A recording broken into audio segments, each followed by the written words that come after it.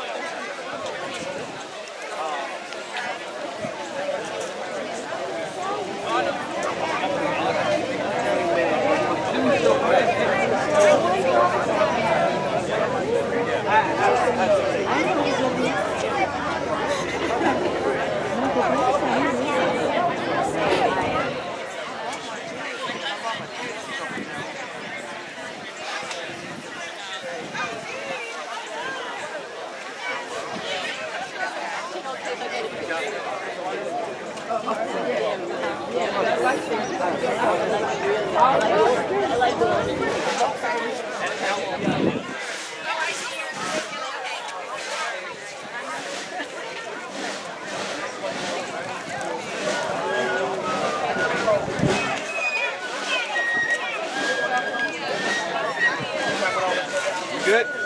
I'm good, thank you.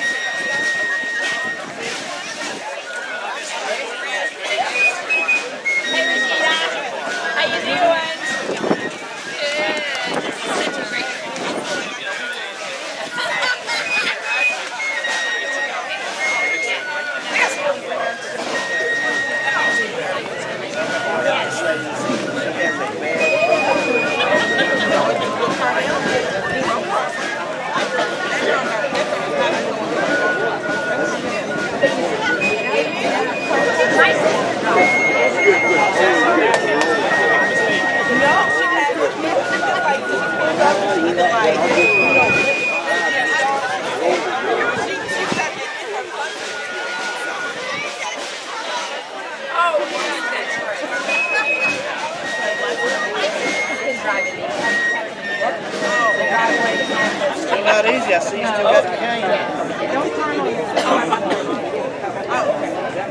It's a bad one. Don't get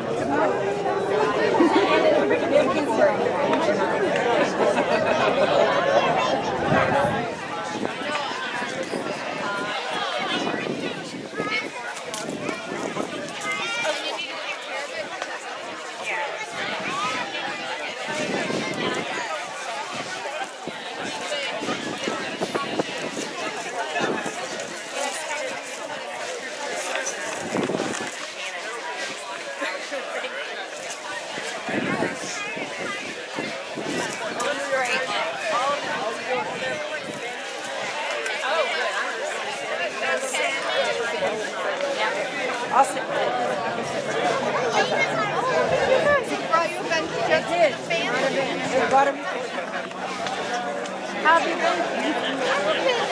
I like your shoes. Oh, thank you. I've been very busy. I like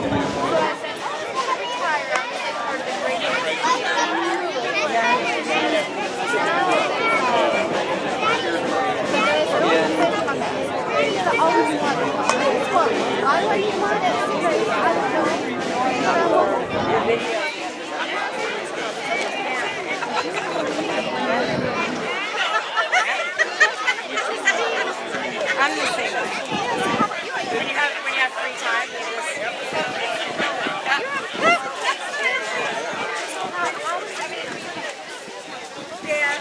just going, yeah. And I saw her here in town. She retired retired from music. Yes.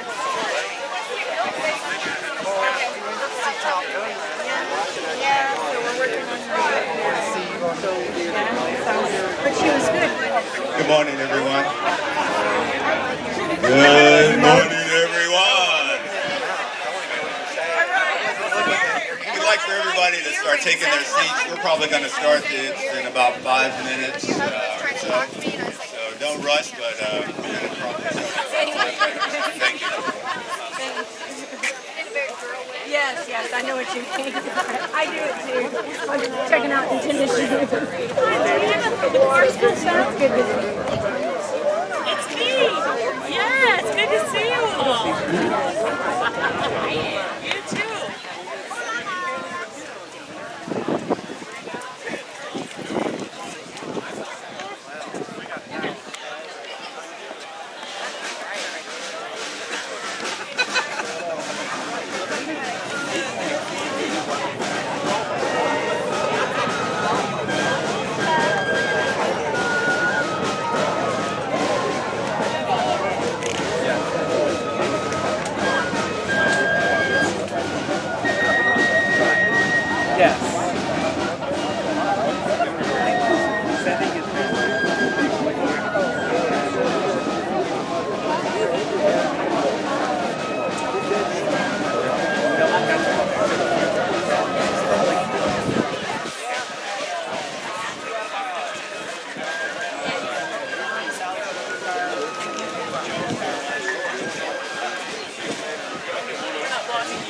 No. Yeah,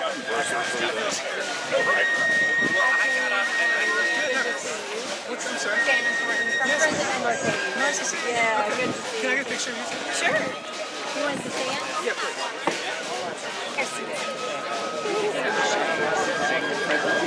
Oh, this is that shadows in the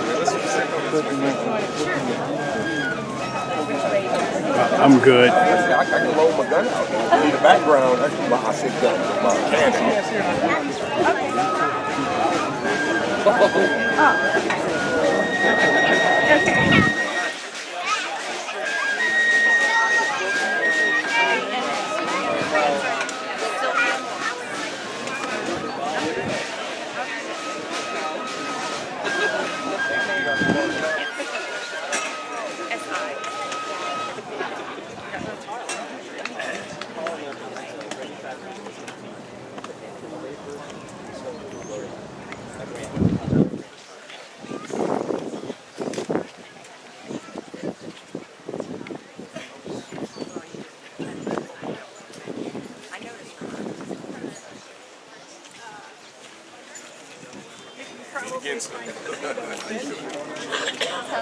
You care if I sit by you?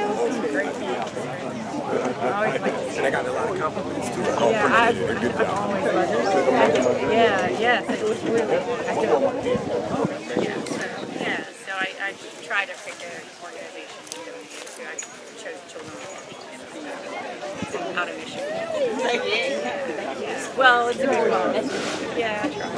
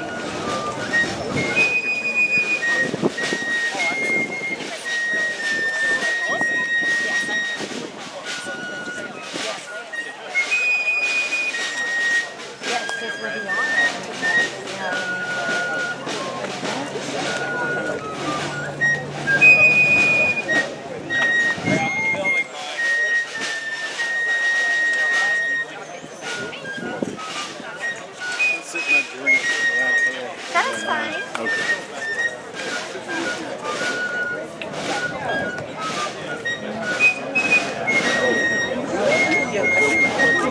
No, no, no. I mean, I didn't know if they wanted to.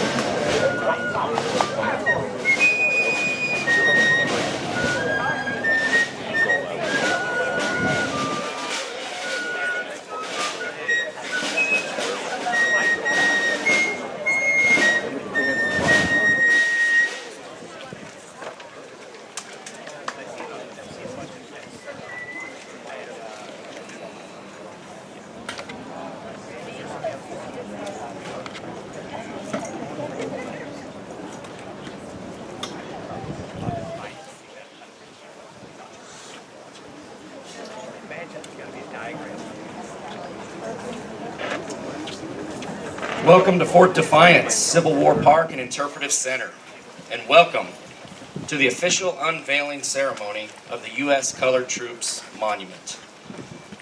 My name is Tyler Nolte, and I am a member of the Mount Olive Cemetery Historical Preservation Society, and I'm on the board of directors, and will serve as the MC for today's ceremony. Before we begin, we want to welcome and recognize some of our distinguished guests. The Mayor of Montgomery County, the Honorable Jim Durrett and his wife Mary. The Mayor of Clarksville, the Honorable Joe Pitts and his wife Cynthia. Austin Peay State University's President Michael Licari and his wife Kristen. General Walt Lord and his wife Grace. And also Austin Peay State University faculty, staff, and students. We thank you for being here. Yeah. Today, the Mount Olive Cemetery Historical Preservation Society completes more than a year-long journey to donate and unveil a monument to the U.S. Colored Troops, many of whom were former slaves and served in the Union Army during the Civil War. As you view the monument space today, you will see 32 American flags leading to the monument. Since Memorial Day of this year, these flags have been waving over each of the graves of the 32 veterans at Mount Olive Cemetery. Of these veterans, 30 are U.S. Colored Troops, 1 is a Buffalo Soldier, and 1 is a World War II veteran. We will hear more about the U.S. Colored Troops and their connection to Clarksville from some of our speakers. So let me tell you a little bit about the monument. This U.S. Colored Troops monument is a life-size bronze casting and Georgian granite monument. This is the 4th and final edition to be produced by the sculptor. The 3 other editions of this monument stand in Nashville, Missouri, and Arkansas. This statue's design meets the U.S. Department of Veterans Affairs artistic and commemorative standards, and the statue and monument combined is 9 feet high. As we will see in just a few minutes, it is indeed an impressive tribute to these men and their service. Let me tell you a little bit about the sculptor, Roy W. Butler, a Tennessee artist and internationally recognized sculptor. Roy sculpted Tenny, Clarksville statue dedicated to Tennessee's ratification of the 19th Amendment. We are grateful for Roy's support to the society. Let's give him a round of applause. The model for this sculpture, so Roy is not here today, but Dr. Ellen Canervo is here to represent him. The monument for this sculpture is The model for this sculpture is Mr. Bill Radliff, a Navy veteran, firefighter, and a U.S. Colored Troops reenactor who lives in Nashville. Finally, it is not only appropriate, but indeed necessary that we reflect and thank all of those who supported this project.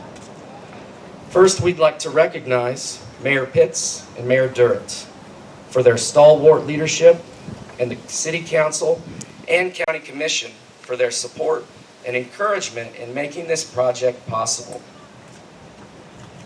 Funding for this project came in from across the county. However, the project would not have been possible without the funding support from the following major donors: the Montgomery County Public Arts Committee, the LPCE Nicholson Leadership Foundation, Ms. Phyllis Smith, the Clarksville Arts and Heritage Development Council, and North Central Institute. We also want to thank the Nashville Predators Foundation for the support they provided through their Helper Grant program, where a grant was awarded to the Society to help fund the 2 interpretive panels showcased behind me. The Society wishes to provide a special thank you to Tracy Jepson, a public historian in Clarksville who provided the research on the creation of the panels. Thank you, Tracy.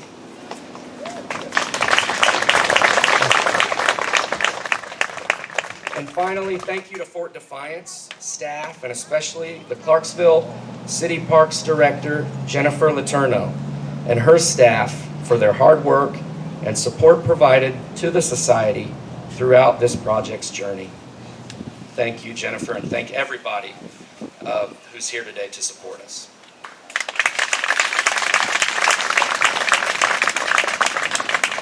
Now, will everyone please rise for the invocation delivered by the Society's spiritual advisor, Mr. Larry Wells, and please remain standing for the national anthem performed by Miss Nettie Thomas of the Women's Veterans of America, Chapter 47.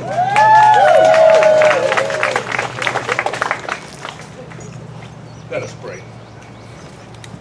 Dear God,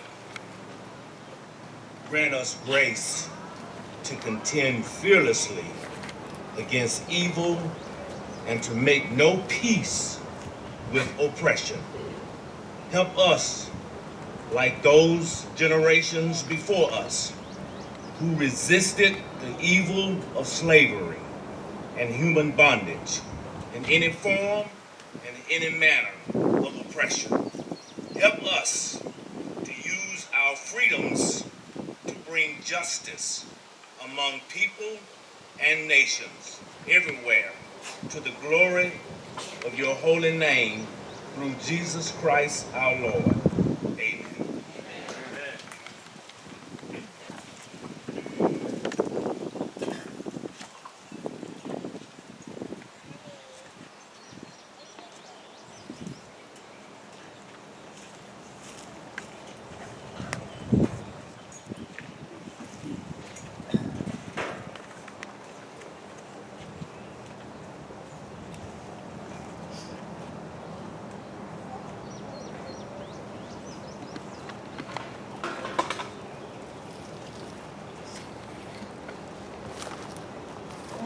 Oh, say, can you see by the dawn's early light what so proudly we hailed at the twilight's last gleaming, whose broad stripes and bright stars through the perilous fight over the ramparts we watch were so gallantly streaming, and the rockets' red glare,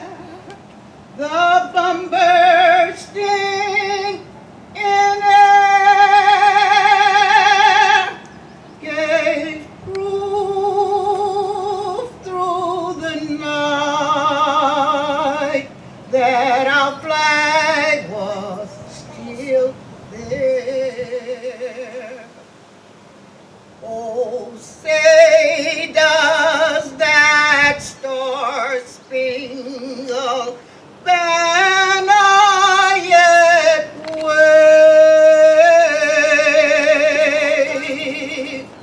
over the land of the free and the home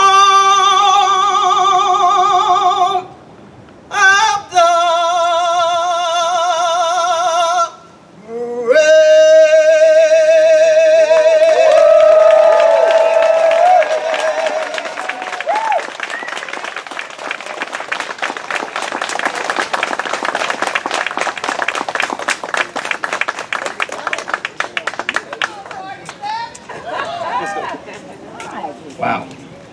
Thank you, Ms. Thomas. Such a beautiful rendition. And everybody, please now have a seat. At this time, please welcome the president of the Mount Olive Cemetery Historical Preservation Society, Mr. Nick Nicholson.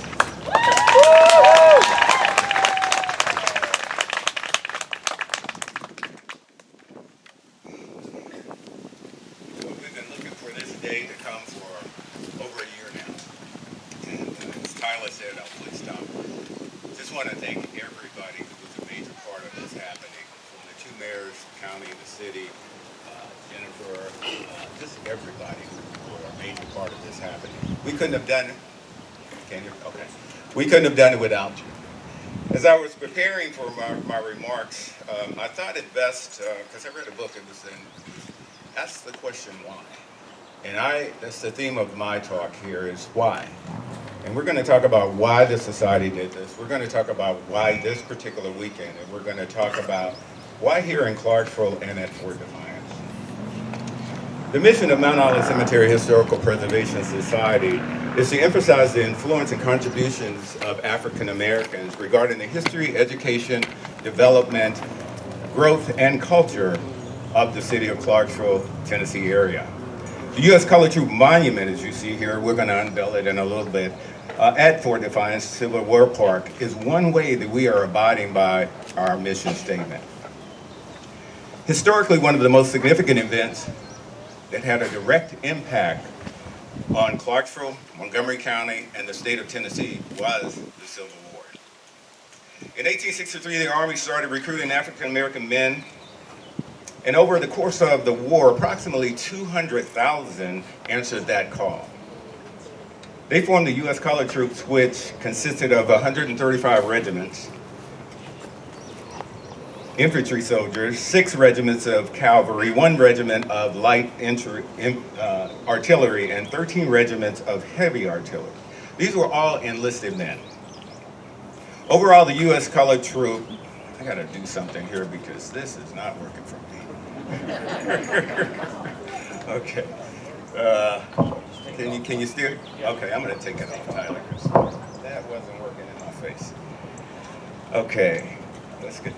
Overall, the U.S. Colored Troop made up about 10% of the U.S. Army at that time. Of the 35 states, and this was interesting to me, established at the time of the Civil War, Tennessee's contribution of approximately 20,133 colored troops ranked 3rd behind Louisiana and Kentucky. So this monument would honor those Tennesseans who served as U.S. Colored Troops in the Civil War.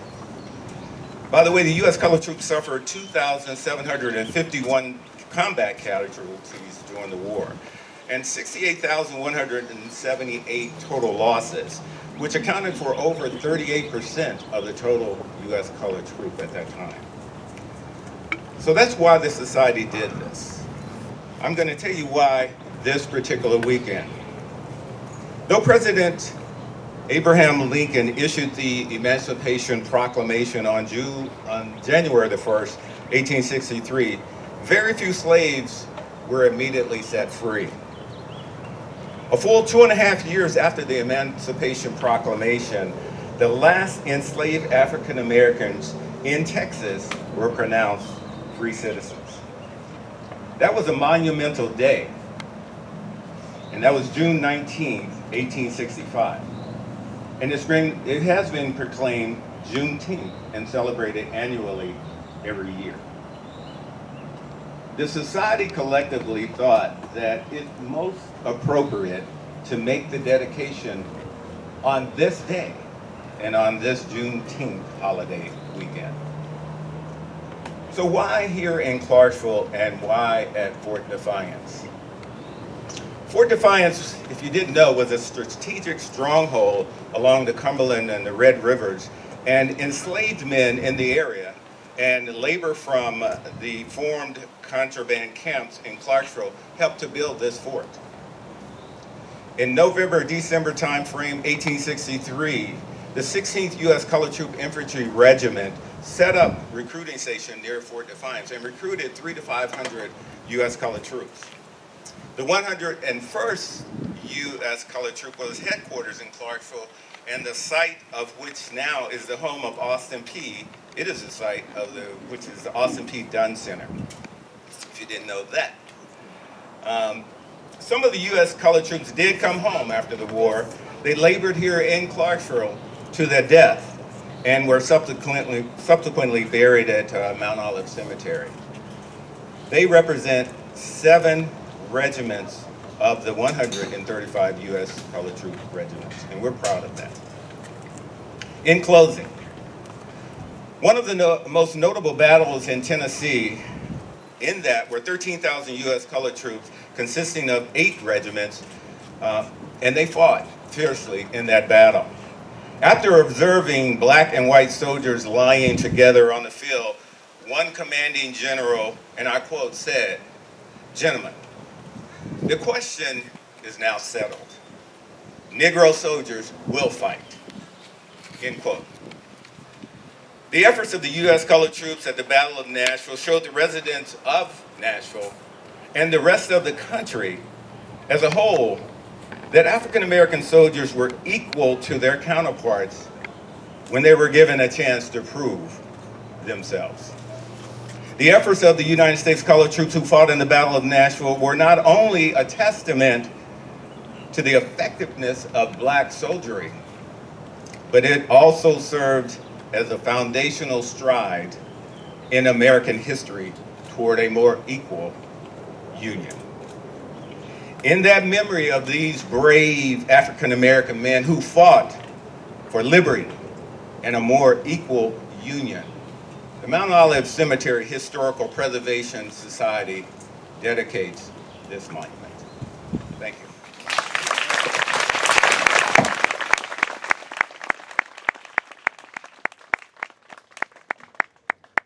Thank you so much, Nick. At this time, we would like to welcome the Mayor of Montgomery County, the Honorable Jim Durrett. Good morning, everybody. I just have some real brief comments, but I have to say, Ms. Thomas, where are you? Where'd she go? I got goosebumps big as mosquito bites when you sang the national anthem. I'm going to tell you what, that was absolutely amazing. Thank you so much. Thank you so much. Well, good morning, everyone. There's a few people I want to try to recognize, and again, my remarks will be very brief. But I know we have at least 2 county commissioners here. I see one, Commissioner Rashida Leverett over there. Commissioner Walker Woodruff, you're here, I know. Commissioner Woodruff, where are you? Oh, okay. Any other county commissioners here? No? Well, thank you both for your service. And for all of our other distinguished guests, thank you. You know, Tyler and Nick both Tyler talked about a journey, and Nick talked about taking so long for this to happen. And really, I go back 6 or 7 years when we had a vision in Montgomery County to create a public art fund. And our commission at that time and our commission today continues to support that initiative.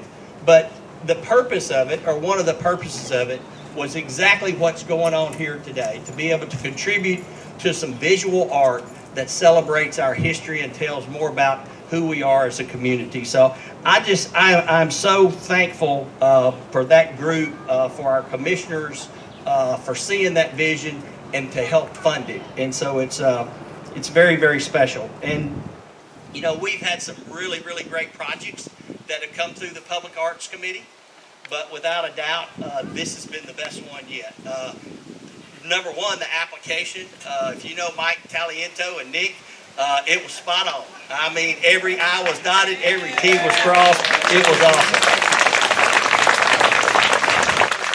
But there's so many people to thank, but I truly do. I want to thank the Mount Olive Historical Society. I want to thank Nick and Mike and Miss Phyllis Smith. I know you're here. Wave your hand. I know you're the one that would not let this dream die. So thank you, Miss Phyllis, for what you do. And really, to everybody here, I just want to say thank you. You are truly, truly what makes Montgomery County special. by coming out and supporting events like this, by supporting our history, regardless of who it's about or who it is. And so you're what makes us who we are. So thank you so much. God bless each and every one of you, and God bless the United States of America. Thank you.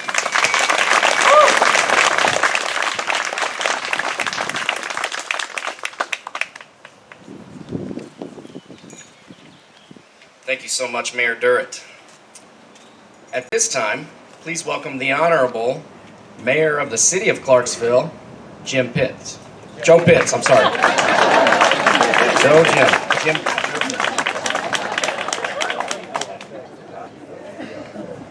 Well, thank you, Mike, for that great introduction.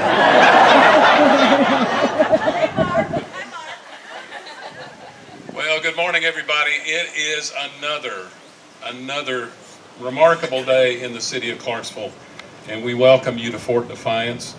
Today is not just another Saturday, and this is not just another park in our beautiful city.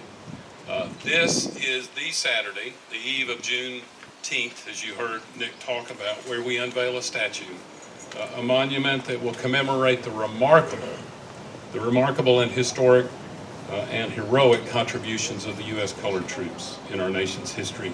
And you'll hear more about that important group of soldiers from Councilman Joe Shekina in just a few moments. Let me pause here and recognize a special group of people, because we've already recognized the board and the volunteers of the Mount Olive Historical Preservation Society. But the very genesis of that society was Geneva Bell. And her family is sitting right over here, so we ask them to please stand so we can recognize them. Her grandson and others.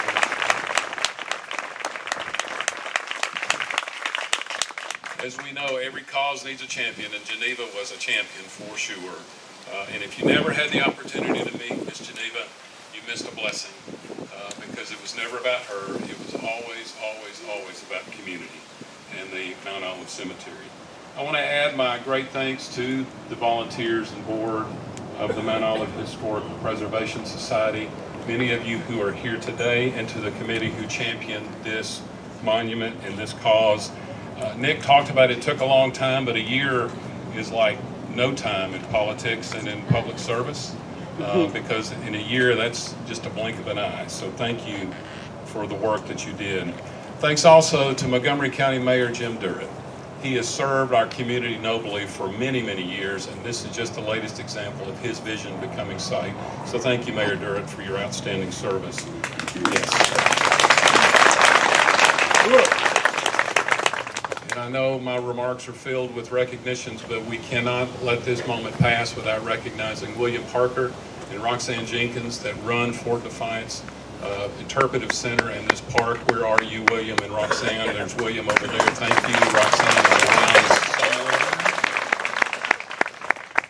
She's already been recognized, but Jennifer Letourneau, who directs our Parks and Recreation Department. Jennifer, thank you for your service, and to the entire Parks and Recreation employee family, thank you for making this pristine park look even better today. So thank you for that.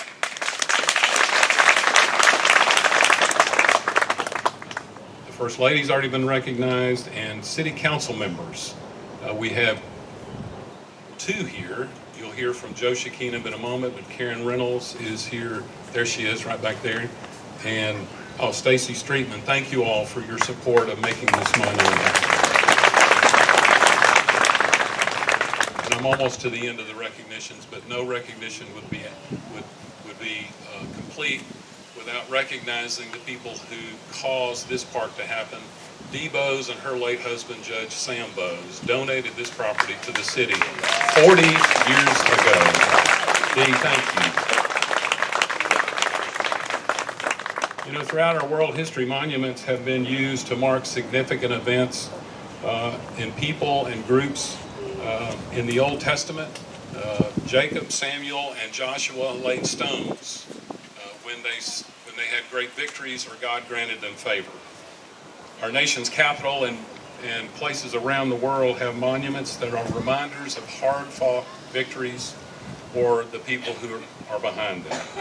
And so it is today that this monument in Clarksville, Montgomery County will forever remind us and those who come after us that the contributions of a formerly enslaved people contributed greatly to our freedom.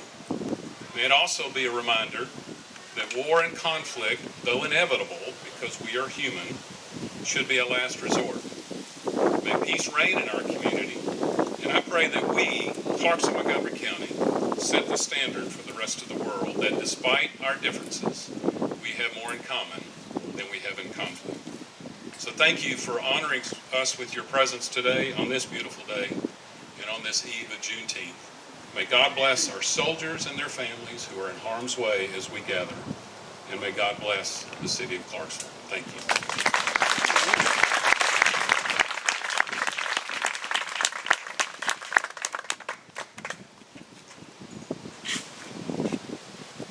Thank you, Mayor Joe Pitts. The U.S. colored troops were the embodiment of Frederick Douglass's belief that he who would be free must himself strike the blow. Over 179,000 men who were former slaves volunteered to fight in the Union Army, and nearly 37,000 gave their lives for the cause. With every engagement they fought in, the U.S. colored troops time and again proved their mettle. To hear more about the U.S. colored troops, please welcome U.S. Army veteran and City Councilman Joe Shekinab.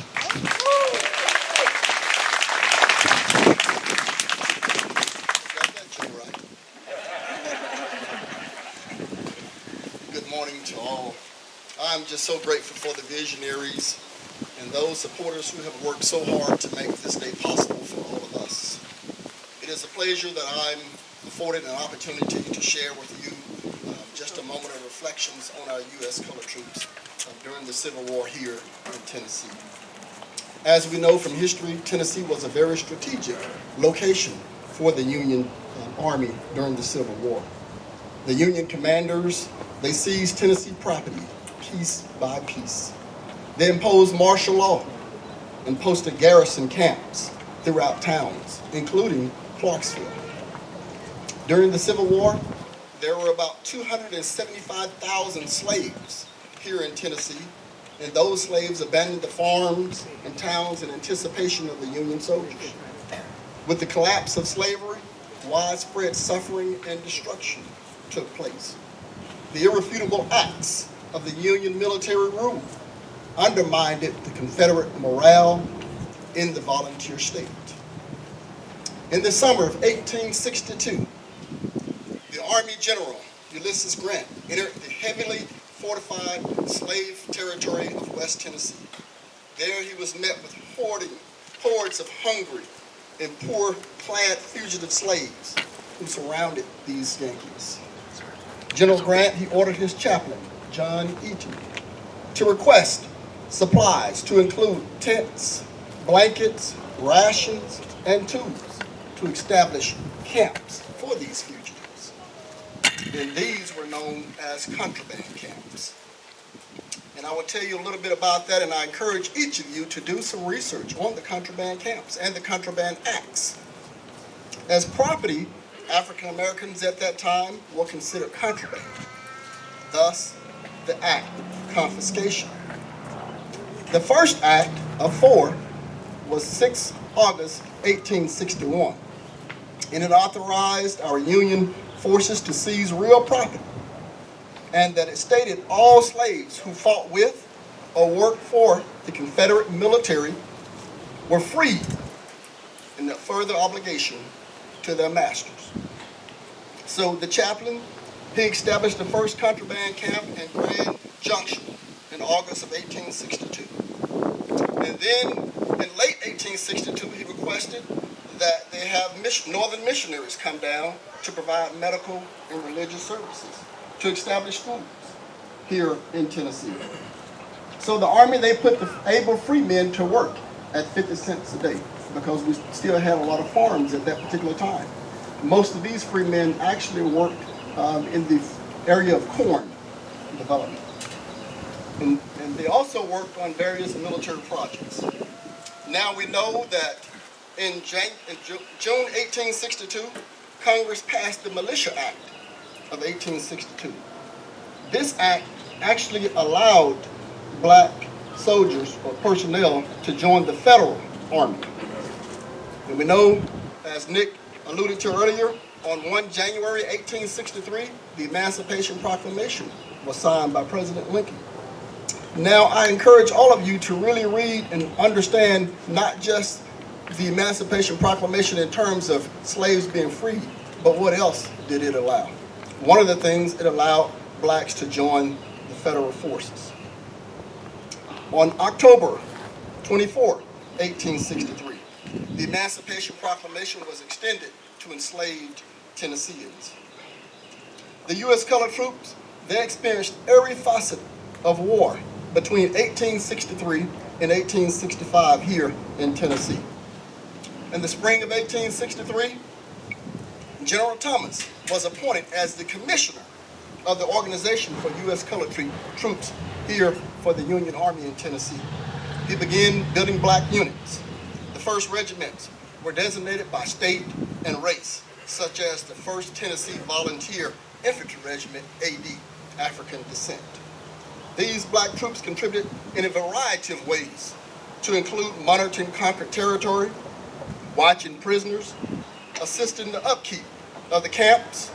And initially, it was very fearful that blacks would actually fight in battle. But the Union Army deployed them as laborers, construction workers, and guards. Additionally, they guarded the railroads. And this was how they was actually introduced into battle. On 4 April 1864, the Clarksville contraband camp was established. It started out with just a few hundred, but it had over 2,000 by March of 1865. Approximately 20,000 male contrabands were inducted into the Union Army as U.S. colored troops. By 1866, the U.S. Colored Troops Regiment comprised 40% of the Union Army here in Tennessee. Approximately 31,000 white Tennesseans served in the Union Army, while an estimate of 115,000 served in the Confederate forces. However, the manpower provided by blacks and the contraband camps gave the Union the deciding edge to sustain the occupation of Tennessee and win the war in the Western Theater. The contraband camps, they became the foundation for post-war African American neighborhoods and for the institutionalization of African Americans society in Tennessee. These camps, they facilitated the process to produce rapid urbanization of the former slaves whom had lived in the rural areas. In 1866, 6 regiments were established in the regular army to include infantry and cavalry units. These units later became the Buffalo Soldiers, 9th and 10th Cavalry.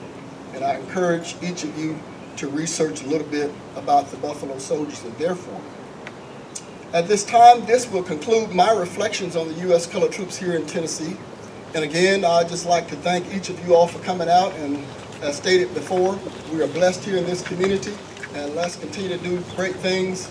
And may God bless the United States of America and the great state of Tennessee and our lovely city of Clarksville. Thank you.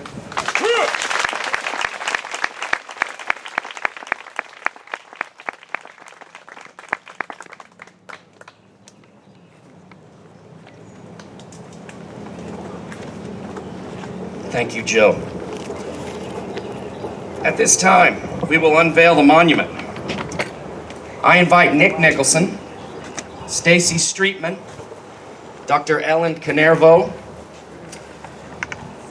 and Christian Taliento Jr., Kalia Tooley, Isaiah Morris, Isabella Nolting, Leo Nolting, and we also have a few other children that are going to help us.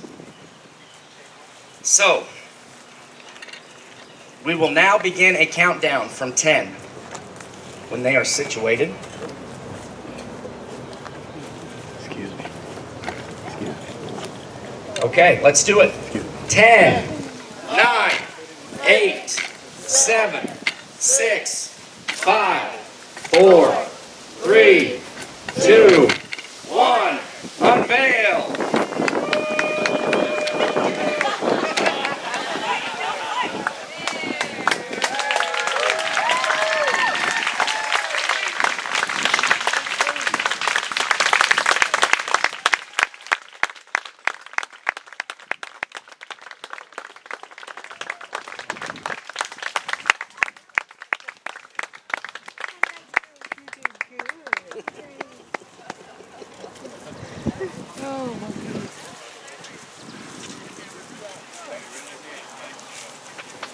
Song and dance are incredibly important traditions in communicating African American history and culture.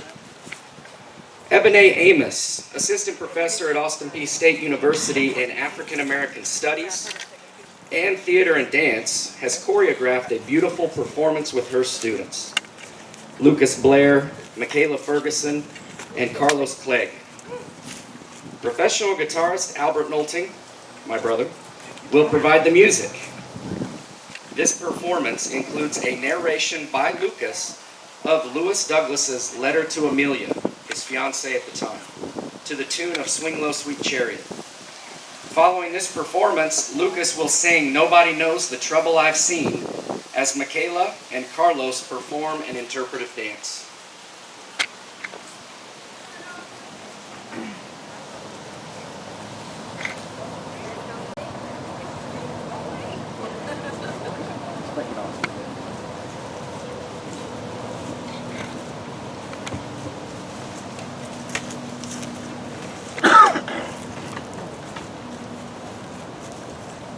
Lewis Douglas wrote, home to his dear Amelia, I have been in 2 fights and I am unhurt.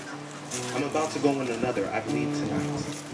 Our men fought well on both occasions. The last was desperate. We charged that terrible battery on Morris Island known as Fort Wagner and were repulsed with a loss of 3 killed and wounded. I escaped unhurt from amidst that perfect hell and shot and shell. It was terrible. This regiment has established its reputation as a fighting regiment, not as a man flinched. Though it was trying a time, men fell all around me. How I got out of the fight alive, I cannot tell, but I am here. I wish 100,000 colored troops were put an end to this war.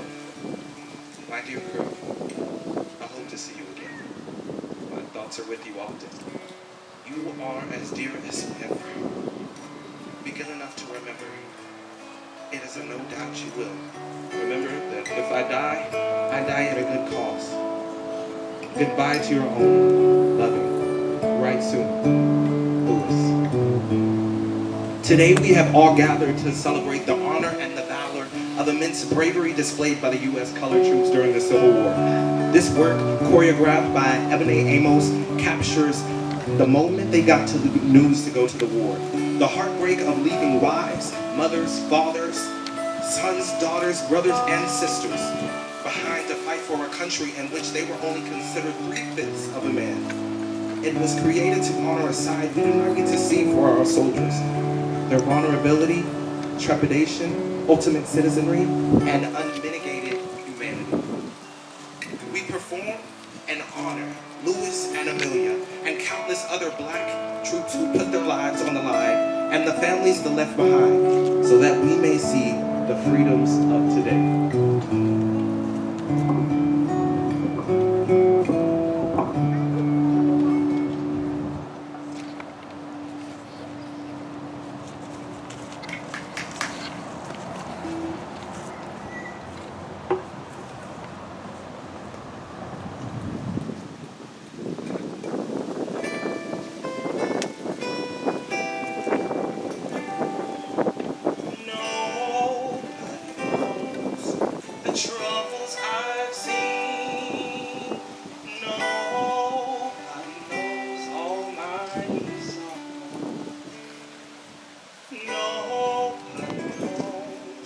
Troubles I've seen, glory, hallelujah.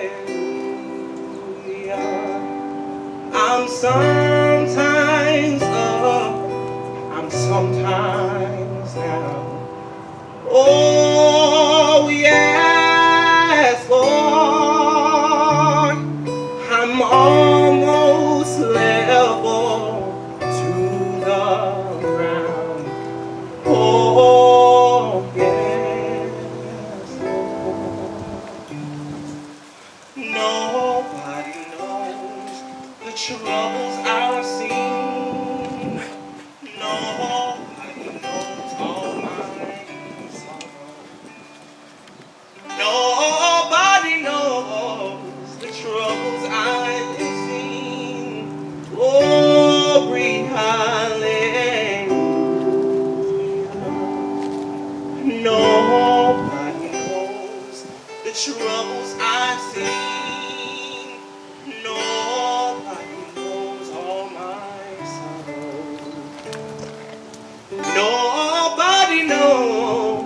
troubles I've seen. Glory, hallelujah. Glory, hallelujah. Glory,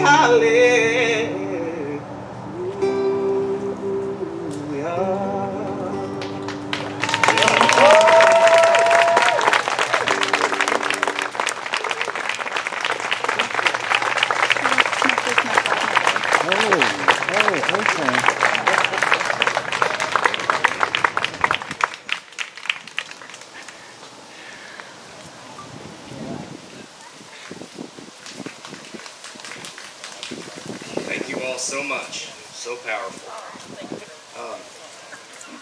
At this time, we're honored to introduce Nashville banjo country artist Michael Ricks, as seen on Ken Burns' PBS Bank of America commercials for the country music documentary Country Music. He will perform his original hit song, Fighting for Their Day. Ladies and gentlemen, Michael Ricks.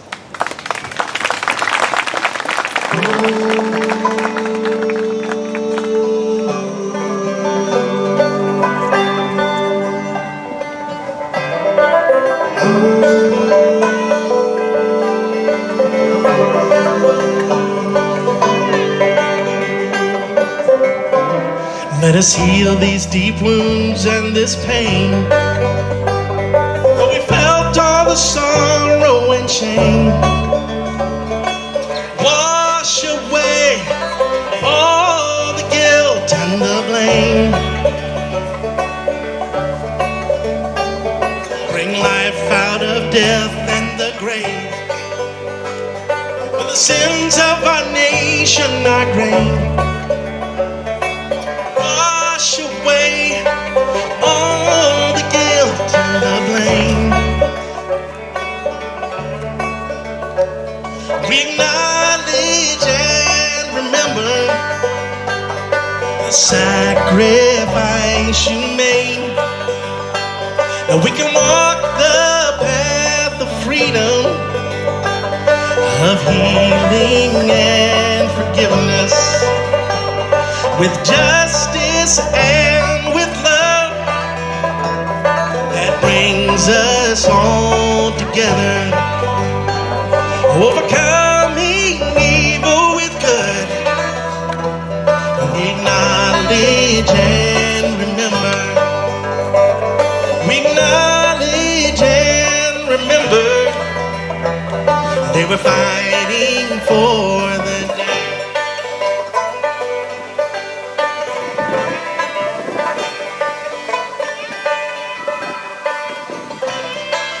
Workers in the fields, they were slaves.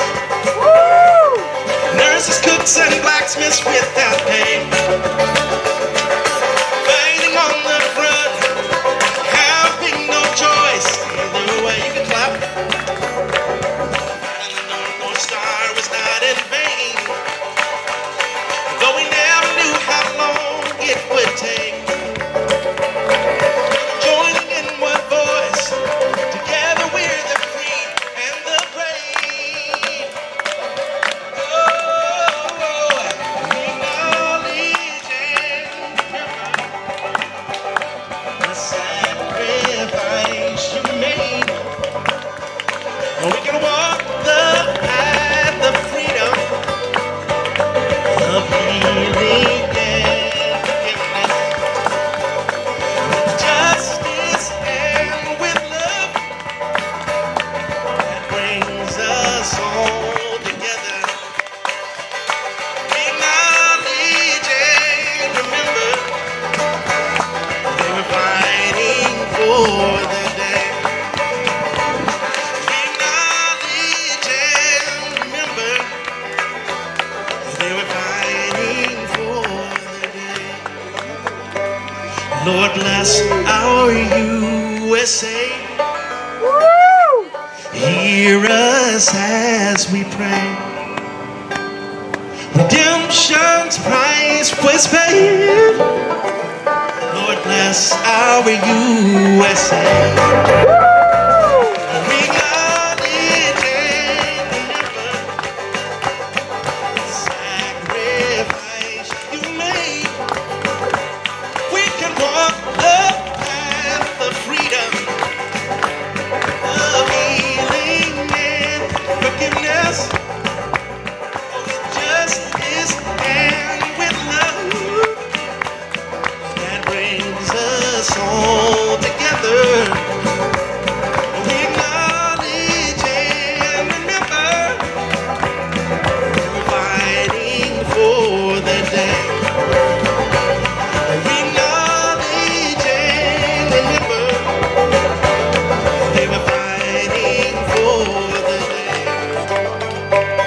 Lord bless our USA.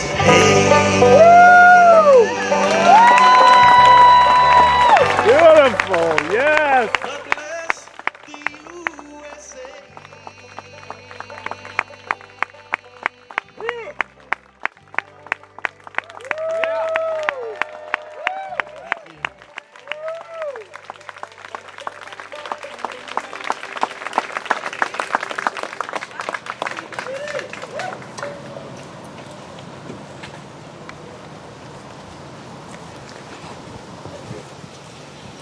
Was that great or what?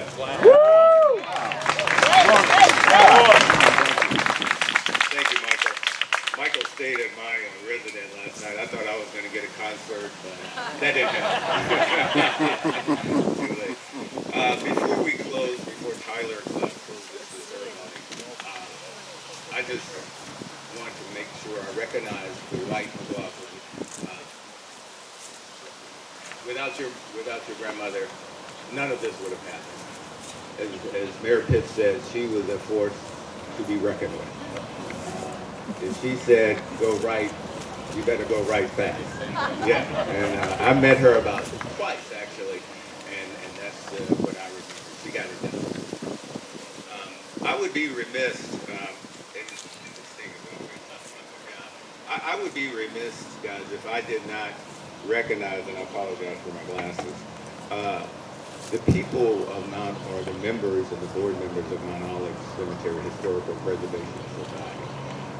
As a leader, when you know you have people who are passionate as they are, and Mike Talianza, Tyler, Miss Linda, Miss Phyllis, and all the others, Sherry, they're passionate. They're passionate to the point that sometimes when they speak, you can see it, you can feel the emotions in it. And that's what I saw when I looked around. At one point in the ceremony, I saw tears coming down my face. That emotion was exuded throughout. It's beautiful. So I just want to say, as a leader, when you have people like that, you get out of their way. I'm just a guy standing up talking to you. But they are the individuals who do the heavy lifting throughout the week and throughout the months to make this happen. And I am not just blowing smoke.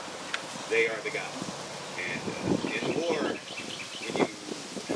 when you run across somebody like that, one of the ultimate respect and that you can say for a guy that's a watch over next to you is I would go to war with the Army. And I would go to war with these guys. Thank you. Thank you,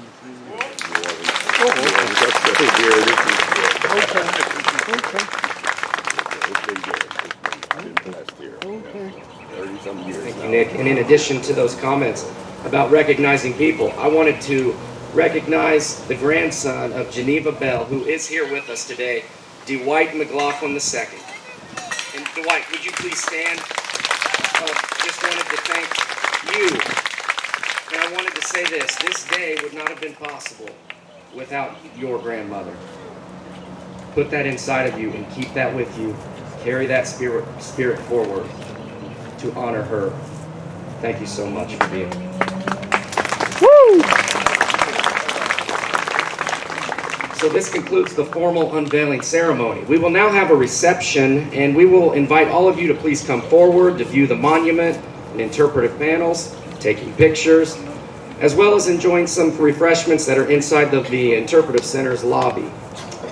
One note I will say about the panels is that one of those up here was slightly damaged during production, and we are replacing it with a perfect one here in a few weeks. But we put the one that had some slight damage just so you could see what it's going to look like. And as we gather during the reception, please enjoy the beautiful music performed by representatives of the Cumberland Winds, directed by Michael Ritter, with Yvonne Kendall playing the fife. And she is also a member of the Montgomery County Public Arts Committee and Arts and Heritage Council, as well as retired Master Sergeant Jerry Texter playing the drum. Thank you all for attending. Have a great day.